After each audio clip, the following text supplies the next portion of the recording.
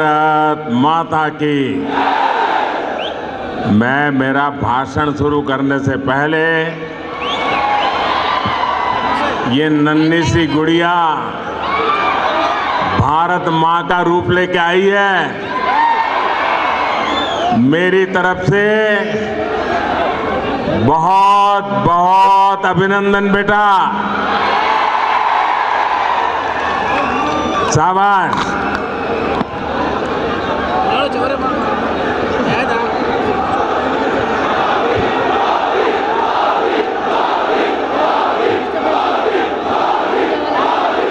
నా కుటుంబ సభ్యులారా, आज मुझे तेलंगाना के लोगों को 8,000 करोड़ रुपए से अधिक की परियोजनाओं का उपहार देने का सौभाग्य मिला है। एनटीपीसी के आधुनिक पावर प्लांट से तेलंगाना के औद्योगिक विकास को एक नई गति, तेज गति मिलने वाली है। और इस प्लांट में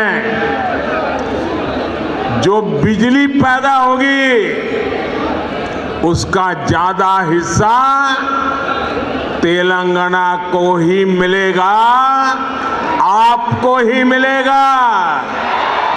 और इससे आपकी ईज ऑफ लिविंग बढ़ेगी।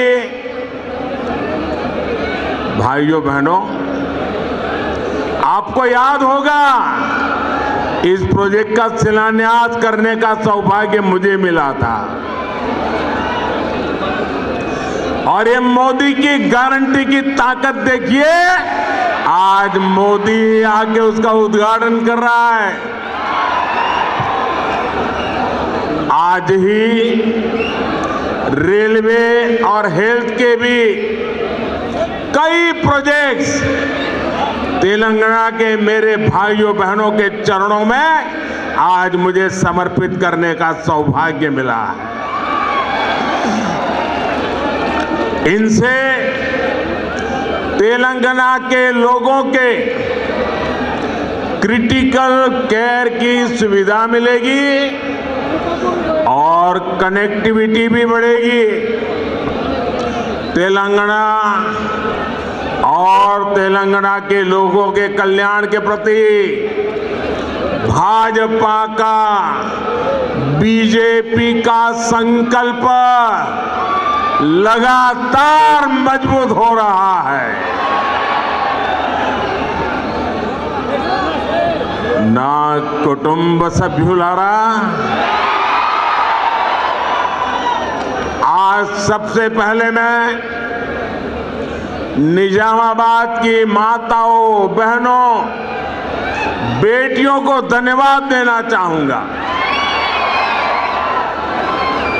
और आज यहां इतनी बड़ी तादाद में माताएं बहनें स्वागत करने, आशीर्वाद देने आई, उससे बड़ा जीवन का सौभाग्य क्या होता है। तेलंगाना की मेरी बहनें एक बड़ी क्रांति का हिस्सा बनी है।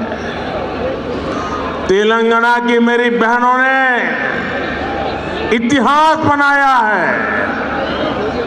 कुछ ही दिन पहले संसद में नारी शक्ति वंदन अधिनियम पास हो गया है। कांग्रेस और उसके इंडी अलायंस, ये गठबंधन गठबंधन 30 साल से उसे रोक कर बैठे थे। उनको किसी की परवाह नहीं थी।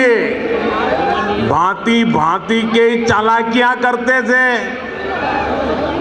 दिखावा करते थे और खेल दूसरा खेलते थे।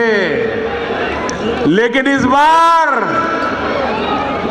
ये मेरे देश की माताओं बहनों की ताकत देखिए।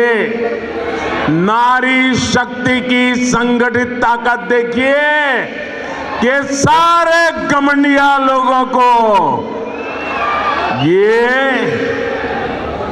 संसद के अंदर नारी शक्ति बंधन अधिनियम को मजबूरी से समर्थन करना पड़ा है। ये इसलिए हो पाया क्योंकि तेलंगाना की महिलाओं ने, मेरे देश की माताओं बहनों ने साथ मिलकर वोट की शक्ति से, अपने एक एक वोट से माताओं ने उसके इस बेटे को मजबूत बनाया है। बहनों ने उनके इस भाई को मजबूत बनाया है और माताएं बहनें आपने मजबूती दी है, इसलिए मजबूती से ये आपका बेटा काम कर पा रहा है।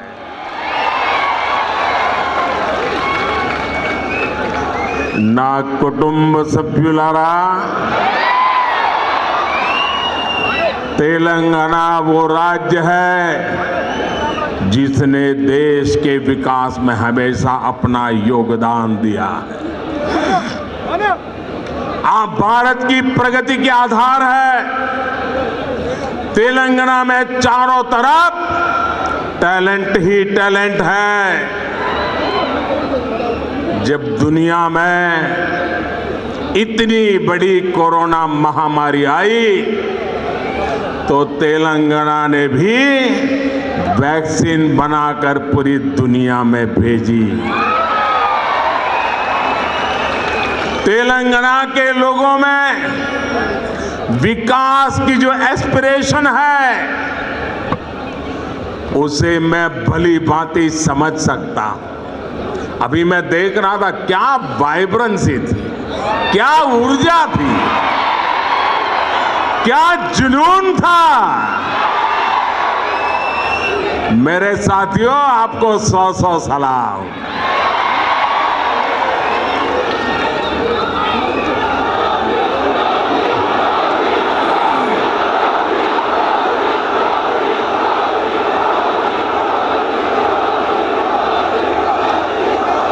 केंद्र सरकार में रहते हुए हम तेलंगाना के लिए जितना कर सकते हैं वो हम लगातार कर रहे हैं। आपको याद होगा ना,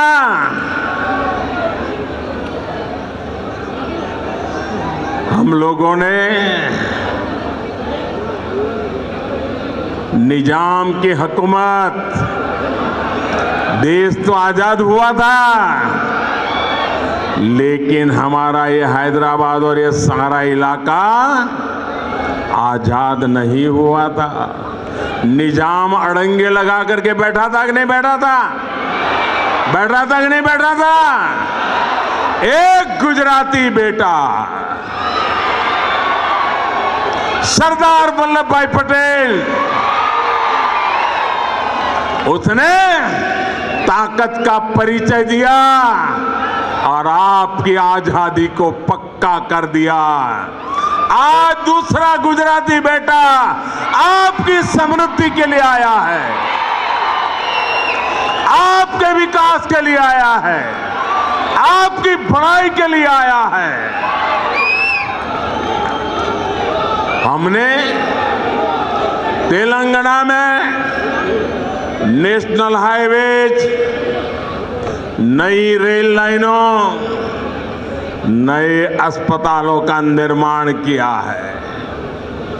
भाजपा सरकार ने यहां बीआरएस सरकार को तेलंगाना के विकास के लिए भारी धनराशि भी दी है, लेकिन दुर्भाग्य से बीआरएस ने तेलंगाना के लोगों के लिए भेजा जो पैसा भेजा ना, उसमें भी लूट चलाई। लूट सके तो लूट, यही उनका मंत्र है। నా కుటుంబ సభ్యులారా, भारत जैसे लोकतंत्र देश में प्रजा का महत्व होना चाहिए, परिवारवादियों का नहीं। और इन्होंने तो लोकतंत्र को लूट तंत्र बना दिया है, प्रजातंत्र को परिवार तंत्र बना दिया है। तेलंगाना के निर्माण के लिए हजारों परिवार संघर्ष करते करते तबाह हो गए, अनेकों नौजवानों ने बलिदान दिया, माताएं बहनों ने मुसीबतें झेली, लेकिन एक परिवार ने सब कुछ कब्जा कर लिया और उन परिवारों को कोई पूछने वाला नहीं है। तेलंगाना में बस एक ही परिवार ने यहां के लाखों परिवारों के सपनों पर कब्जा कर लिया है। वर्तमान तेलंगाना में या तो केसीआर खुद है, या उनके बेटे हैं, या उनकी बेटी है, या उनके भतीजे हैं, या उनके भांजे हैं, या चाहे उनके ससुराल वाले हैं। कोई बचा ही नहीं है, बस यही काम, लूटो। क्या आपने कभी सोचा है कि वो कैसे आपके एक वोट का उपयोग केवल अपने परिवार को अमीर बनाने में कर रहे हैं? इन लोगों ने तेलंगाना में भाई भतीजावाद और भ्रष्टाचार को बढ़ावा दिया है। ना कुटुंब सभ्युलारा, परिवारवाद का सबसे बड़ा नुकसान देश के युवा को उठाना पड़ता है। जब पूरा सिस्टम एक परिवार की सेवा में लगा रहता है, तब वो परिवार सिस्टम में टॉप से लेकर बॉटम तक उन्हीं लोगों की भर्ती करता है जो उनके करीबी हो। तेलंगाना के नौजवानों को वो अवसर नहीं मिलता है। फिर किसी भी महत्वपूर्ण पद पर तेलंगाना के तेजस्वी युवा को भी कोई मौका नहीं मिल पाता है। इन लोगों से अलग बीजेपी एक ऐसी पार्टी है जो किसी विशेष परिवार के बजाय सामान्य मानवीय और उसके परिवार के लिए काम करती है। ना कुटुंब सभ्युलारा, तेलंगाना के लोगों को ये कांग्रेस से भी बहुत सावधान रहने की जरूरत है। ये तो बड़े खिलाड़ी हैं, इनको देश समाज कुछ लेना देना ही नहीं है। और पूरा हिंदुस्तान कांग्रेस को नकार चुका है, नकार चुका है।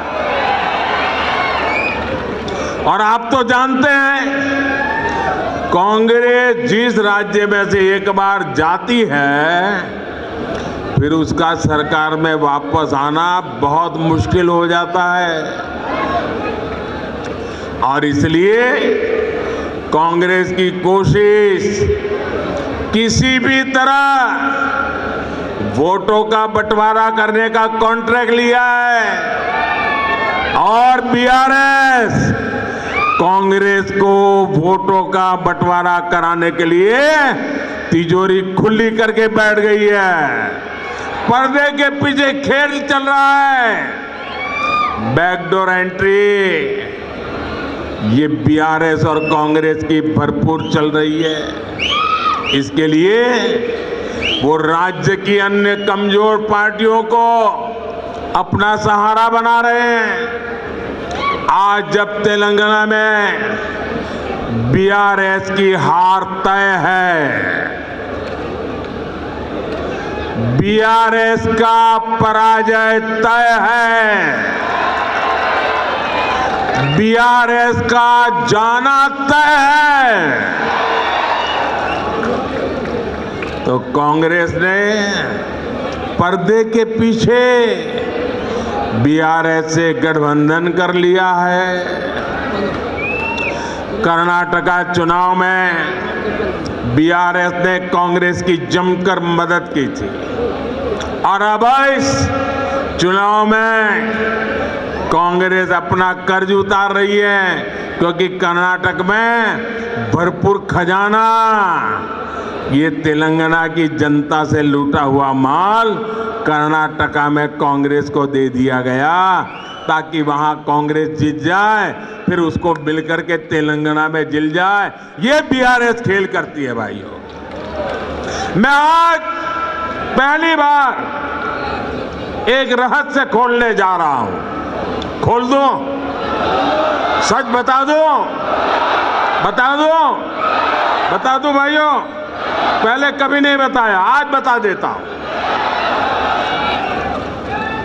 और मेरे पत्रकार मित्रों से भी कहता हूं, जांच करवा लेना।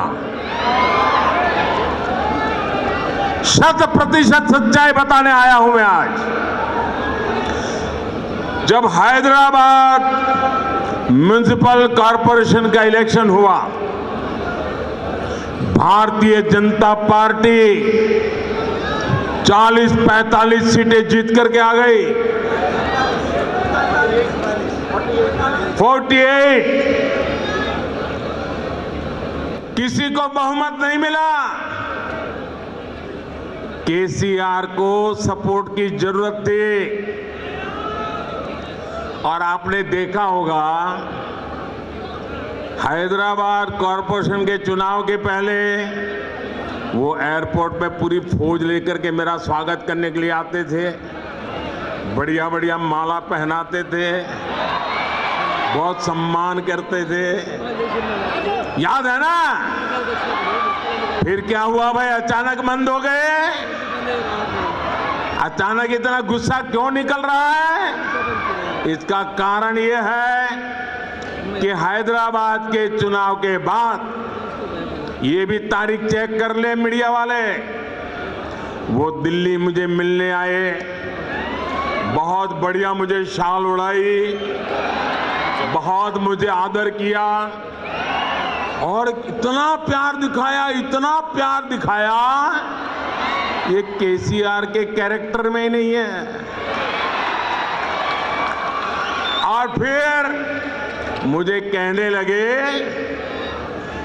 कि आपके नेतृत्व में देश प्रगति कर रहा है, हम भी एनडीए का हिस्सा बनना चाहते हैं, आप हमें एनडीए में शामिल कर दीजिए। मैंने कहा आगे क्या? बोले हैदराबाद में म्युनिसिपल कॉरपोरेशन में हमारी मदद कर दीजिए। मैंने केसीआर को कहा आपके कारनामे ऐसे हैं, मोदी आपके साथ जुड़ नहीं सकता है। हैदराबाद में हमें विपक्ष में बैठना पड़ेगा तो बैठेंगे। केसीआर की सरकार हमारे कार्यकर्ताओं पर जुल्म करेगी तो जुल्म सहेंगे, लेकिन हम तेलंगाना की जनता से दगा नहीं कर सकते हैं। भले तेलंगाना की जनता ने हैदराबाद में हमें पूर्ण बहुमत दे दिया, लेकिन 48 सीट भी तेलंगाना का भाग्य बदलने की शुरुआत है। और मैंने उनसे हर प्रकार से मदद करने का इनकार कर दिया, उनको एनडीए में एंट्री देने से इनकार कर दिया। उसके बाद उनका दिमाग फटका, फिर तो वो भांति भांति से दूर भागने रहे। मैं भ्रष्टाचार के सवाल पूछने लगा, फिर एक बार दोबारा आए, वो मुझे कह रहे हैं कि मोदी जी मैंने बहुत काम कर लिया, अब मैं सारा कारोबार केटीआर को दे देना चाहता हूं, मैं एक बार केटीआर को भेजूंगा, आप जरा उसको आशीर्वाद दे देना। ये उन्होंने मुझे कहा। मैंने कहा केसीआर, ये लोकतंत्र है, तुम कौन होते हो बेटे को राजगादी दे? तुम राजा महाराजा हो क्या? क्या तुम राजा महाराजा हो क्या? अरे तेलंगाना की जनता तय करेगी किसको बिठाना है, किसको नहीं बिठाना है। बस वो दिन आखिरी था, उसके बाद एक बार भी वो मेरे से आंखें नहीं मिला पा रहे, मेरा परछाया भी देखने की हिम्मत नहीं बची उनकी। आप देखा, अभी मैं सरकारी कार्यक्रम करके आया, कोई भ्रष्टाचारी मेरे बगल में बैठ करके मेरा ताप सहन नहीं कर सकता है, इसलिए भाग रहे हैं। मेरे परिवारजनों, कांग्रेस ने अब एक नई बात शुरू की है। ये तो मैंने केसीआर का पुराण बताया। अब कांग्रेस ने सत्ता भूख के लिए, सत्ता हथियाने के लिए एक नई भाषा बोलना शुरू किया है, नई बातें बोलना शुरू किया है। आजकल क्या कह रहे हैं? जितनी आबादी उतना हक। मैं जरा पूछना चाहता हूं कि जिन्होंने इनको वाक्य लिख करके दिया है, उसने सोचा है क्या? जब तुम कह रहे हो तो कांग्रेस की मूलभूत नीतियों पर ही सवाल खड़ा कर रहे हो। जब आप कहते हो जितनी आबादी उतना हक, इसका मतलब ये हुआ कि अब कांग्रेस घोषणा करे, क्या आप अल्पसंख्यकों के विरोधी है क्या? कांग्रेस स्पष्ट करे, आप दक्षिण भारत के विरोधी है क्या? मैं सिद्ध करता हूं उनकी ये नई सोच दक्षिण भारत के साथ घोर अन्याय करने वाली सोच है। ये नई सोच माइनॉरिटी के पीठ में भी छुरा भोंकने वाली सोच है। आजकल देश में अगले डिलिमिटेशन की चर्चा हो रही है। आपको मालूम है ना, 25 साल के बाद पार्लियामेंट की सीटें कितनी होगी, कौन सी क्या होगी, इसका निर्णय जुडिशरी करती है। और उसके कारण जहां जनसंख्या कम है उसकी सीटें कम हो जाती है, जहां जनसंख्या ज्यादा है उनकी सीटें बढ़ जाती है। अब हमारे दक्षिण भारत के सभी राज्यों ने जनसंख्या वृद्धि को रोकने में बहुत बड़ी देश की मदद की है। अब कांग्रेस का नारा ऐसा है कि जिसकी जितनी आबादी उतना उसका हक। इसका मतलब अब कांग्रेस दक्षिण भारत के संसद सदस्यों की संख्या कम करने का नाटक करने जा रही है, खेल खेलने जा रही है। क्या दक्षिण भारत इसको स्वीकार करेगा?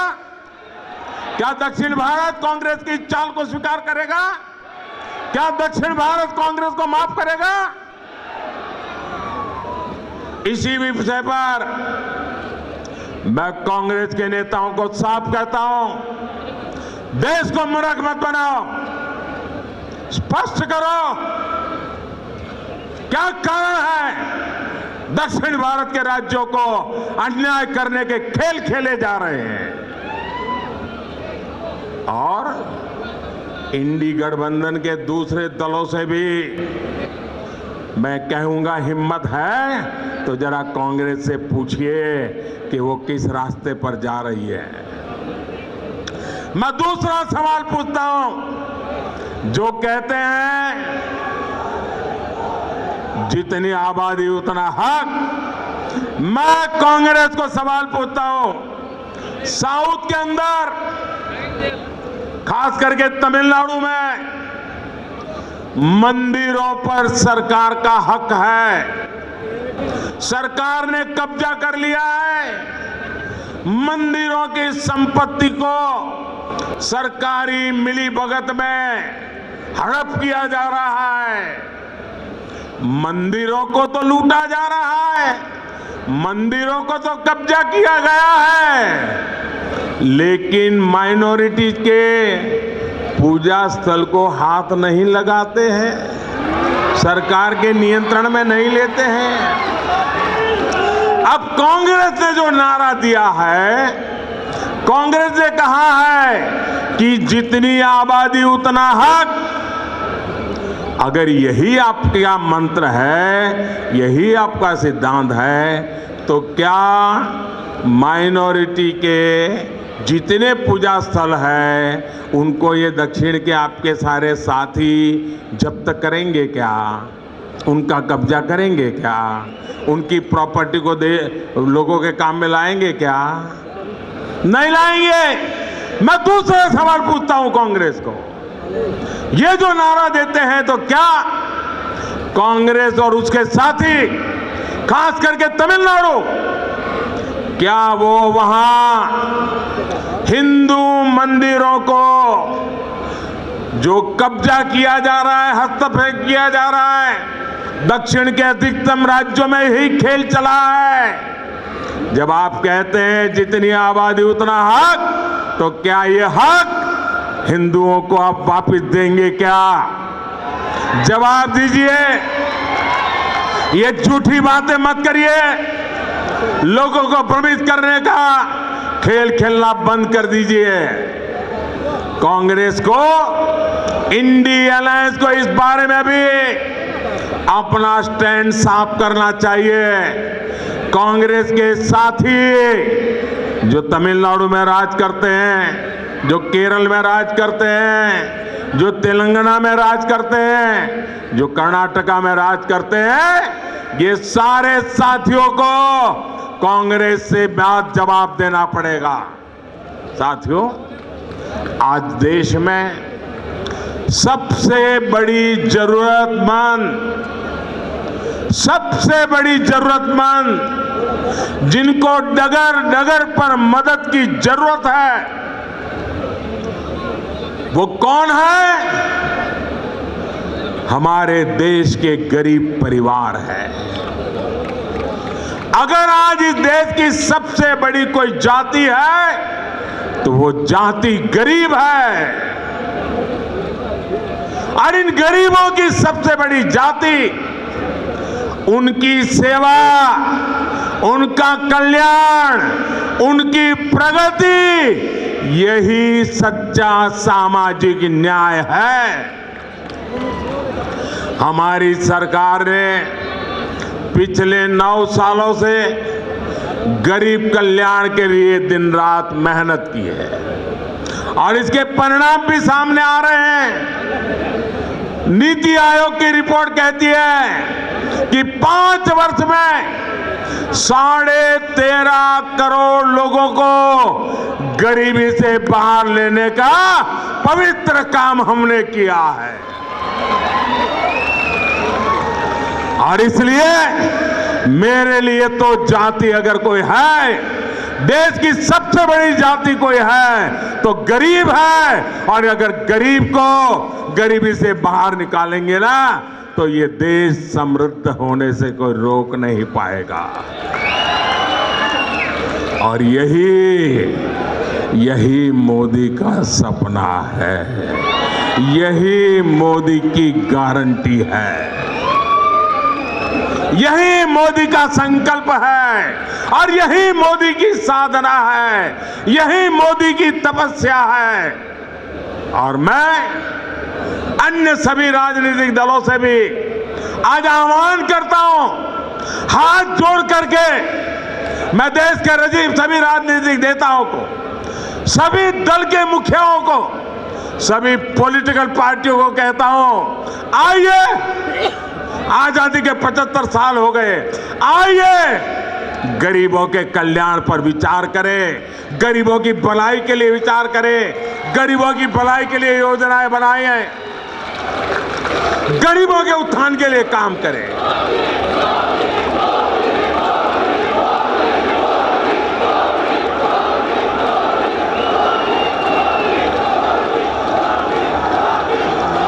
నా కుటుంబ సభ్యులారా, तेलंगाना विरोधी ये लोग चुनाव से पहले जनता को कुछ छोटे लाभ देकर अगले 5 साल तक तेलंगाना को लूटने का अधिकार हासिल कर लेते हैं। हमें तेलंगाना में इस परंपरा को अब उलट कर देना है भाइयों बहनों, उसको रोकना है। रोकोगे क्या? रोकोगे क्या? तेलंगाना के भाइयों बहनों, मुझ पर 5 साल भरोसा करो, ज्यादा नहीं कह रहा हूं, 5 साल भरोसा करो। इन्होंने जितना लूटा है ना, मैं आपके चरणों में ला करके रख दूंगा। आज भी कांग्रेस और बीआरएस तेलंगाना के लोगों से विश्वासघात कर रही है। कई राज्यों में कांग्रेस ने चुनाव से पहले ऐसे ही बड़े वादे किए और अब उन्हें पूरा करने के लिए 15 अलग अलग शर्त रख रही है। पहले तो बोल देते हैं ऐसा करेंगे, फिर कहते हैं ऐसा होगा तो करेंगे, ऐसा होगा तो नहीं करेंगे, ये करेगा तो नहीं करेंगे, उधर वाला होगा तो क्यों भाई? जनता को मूर्ख बना रहे हो? यहां बीआरएस ने भी बेरोजगार युवाओं को भत्ता देने का झूठा वायदा किया। कांग्रेस और बीआरएस का रवैया बिल्कुल एक समान है। चुनाव से पहले आसमानी वादे करो और चुनाव के बाद सारे वादे भूलकर अपनी तिजोरी भरो। ना कुटुंब सभ्युलारा, बीजेपी का ट्रैक रिकॉर्ड अपने वायदे पूरे करने का है।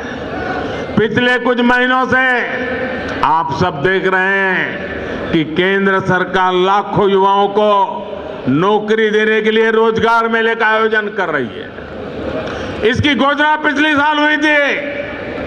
इस मेले के जरिए देश के हर कोने में लाखों युवाओं को सरकारी नौकरी के नियुक्ति पत्र, पब्लिकली नियुक्ति पत्र देने का काम हमने किया है। तेलंगाना के युवाओं को भी इसके जरिए हजारों तेलंगाना के युवाओं को आज भारत सरकार में हमने काम दिया है। यहाँ के युवा ये देख रहे हैं कि पूरी प्रक्रिया बिना रुकावट और पारदर्शी तरीके से हुई है। तेलंगाना में से एक भी शिकायत नहीं आई कि नौकरी मिली लेकिन किसी को मोदी को पैसा पहुंचाना पड़ा, ऐसी एक घटना नहीं आई है भाई। इसलिए बीआरएस के युवा विरोधी रवैये और इसकी सरकार को यहाँ के युवा करारा जवाब देने का मन बना चुके। मेरी बात सही है ना? मेरी बात सही है ना? युवाओं ने तय कर लिया है ना, ये जाएगा ना, बीआरएस जाएगी ना, पक्का जाएगी ना। मैं तेलंगाना के युवाओं से भी कहूंगा, हमारे युवाओं को निराश होने की जरूरत नहीं है। मेरे नौजवान साथियों, ये मोदी की गारंटी है, आपको निराश होने की जरूरत नहीं है। भाजपा सरकार आते ही बीआरएस के पापों को मैं एक एक खोल करके रख दूंगा। उनकी सारी बुराइयों को निकाल करके रहूंगा और अभियान के तौर पर करके रहूंगा, क्योंकि मैंने अपनी आंखों से देख रहा हूं कैसे लूट रहे हैं। यहां के युवाओं के लिए केंद्र सरकार ने 2 दिन पहले ही एक सेंट्रल ट्राइबल यूनिवर्सिटी की स्थापना की, ऐलान किया। इस विश्वविद्यालय का नाम आदिवासी देवियां समक्का सारक्का के नाम पर रखा जाएगा। इस पर करीब 900 करोड़ रुपए खर्च होंगे। ना कुटुंब सभ्युलारा, तेलंगाना के किसान आज उपेक्षित महसूस कर रहे हैं। बीआरएस गवर्नमेंट ने उनके साथ फिर हर वादे को तोड़ा है। बीआरएस सरकार ने किसानों से कर्ज माफी का वादा किया पर कोई भी ठोस कदम नहीं उठाया। यहां सिंचाई परियोजनाओं को लेकर बड़ी घोषणाएं की गई, लेकिन या तो उन्हें पूरा नहीं किया गया या फिर बिना तैयार किए उनका उद्घाटन करके फोटो खिंचवाते रहे। दूसरी तरफ पिछले कुछ वर्षों में भाजपा ने न सिर्फ किसानों की मदद का वादा किया, बल्कि 40 लाख किसानों के खातों में करीब 10,000 करोड़ रुपए ट्रांसफर किए। कोई कटकी नहीं, कोई कमीशन नहीं, कोई चोरी नहीं। हमने एमएसपी बढ़ाने का वादा किया, उसे भी पूरा किया। ये मोदी की गारंटी है, पूरी करके रहता है। ना कुटुंब सभ्युलारा हर जिले के किसी एक उत्पाद को बढ़ावा देने के लिए, उसका उत्पादन और एक्सपोर्ट बढ़ाने के लिए केंद्र सरकार वन डिस्ट्रिक्ट वन प्रोडक्ट योजना चला रही है। इस योजना के तहत निजामाबाद के हल्दी को प्रमोट किया जा रहा है और हल्दी की जब बात आती है ना, मैं खास करके मेरी तेलंगाना की बहनों को आज शत नमन करना चाहता हूं। मैं तेलंगाना की किसान माताओं के चरण मेरे माथे पर लेता हूं। उस चरण रज से मैं अपने आप को एक पवित्र प्रसाद के रूप में ले रहा हूं। क्यों? क्योंकि सिर्फ तेलंगाना की माताएं बहनें हल्दी की खेती में दिवस रात मेहनत करती, इतना ही नहीं, वो खेती की पैदावार करती, ऐसा नहीं, लेकिन कोविड के समय हल्दी ने दुनिया के बहुत लोगों को राहत दी है। पूरी दुनिया में हल्दी पहुंची है। दुनिया को बीमारी से मुक्त रखने का काम ये मेरी तेलंगाना की और मेरी देश की हल्दी पैदा करने वाली माताओं बहनों ने की है, और इसलिए मैं उसे नमन करता हूं। और इसलिए महबूबनगर में ही मैंने इससे जुड़ी एक बड़ी घोषणा की है। हमने किसानों से किया एक और वादा पूरा कर दिया। हल्दी उगाने वाले किसान भाइयों के लिए, उनके विकास के लिए अब देश में नेशनल टर्मरिक बोर्ड, उसका गठन किया जाएगा। ये बोर्ड हल्दी की उपज को देश और दुनिया के अलग अलग हिस्सों में विस्तार देने में मदद करेगा। इस निर्णय का बड़ा लाभ तेलंगाना के किसानों को भी होगा। मैं एक बार फिर तेलंगाना के किसानों को, निजामाबाद के किसानों को और खास करके हल्दी के खेत में काम करने वाली मेरी लाखों माताओं बहनों को आज टर्मरिक बोर्ड के लिए बहुत बहुत बधाई देता हूं। ना कुटुंब सभ्युलारा, आप बीजेपी को एक मौका दीजिए। मुझे आपकी सेवा करने का मौका चाहिए।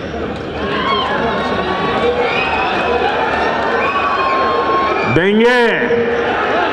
मुझे सेवा करने का मौका देंगे? मुझे आपकी सेवा करने का मौका देंगे? मुझे आपके दुख दूर करने का मौका देंगे? मुझे आपके पाई पाई की कमाई को बचाने का मौका देंगे? मुझे आपका भला करने का मौका देंगे? मुझे तेलंगाना के तरुणों का, नौजवानों का, यूथ का भला करने का मौका देंगे? आपका ये उत्साह उमंग मेरा वादा है। जो कहा है वो करके रहूंगा। हम दिखाएंगे कि तेलंगाना कितनी ऊंचाई पर जा सकता है। बीजेपी तेलंगाना के विकास के लिए पूरी ईमानदारी से काम करेगी। तेलंगाना में डबल इंजन की सरकार बन गई तो यहां का विकास भी डबल ताकत से, डबल तेजी से, डबल गति से होने वाला है। बीजेपी तेलंगाना की लूट बंद करेगी। बीजेपी तेलंगाना के युवाओं को नए अवसर देगी। बीजेपी तेलंगाना की महिलाओं को मान सम्मान और सुरक्षा देगी। बीजेपी तेलंगाना में ईमानदार और पारदर्शी शासन लाएगी। నా కుటుంబ సభ్యులారా, चाहे गरीब हो, युवा हो, महिलाएं हो या किसान हो, भाजपा समाज के हर वर्ग के कल्याण को लेकर प्रतिबद्ध है। मुझे यकीन है कि तेलंगाना के लोग अभूतपूर्व स्नेह और सहयोग का आशीर्वाद हमें देते रहेंगे। मैं भाजपा के प्रत्येक कार्यकर्ता से भी कहूंगा, हर बूथ को जीतिए, हर बूथ पर लोगों का दिल जीतिए। कमल घर घर पहुंचे, कमल हर दिल में पहुंचे। कमल के दिल में हर तेलंगाना का नागरिक और तेलंगाना के हर नागरिक के दिल में कमल। हम मिलकर तेलंगाना के लोगों की आकांक्षा पूरी करेंगे। इसी विश्वास के साथ इतनी बड़ी तादाद में आपको आना, यही हवा का रुख बता देता है। बहुत बहुत धन्यवाद। मेरे साथ जोर से बोलिए भारत माता की।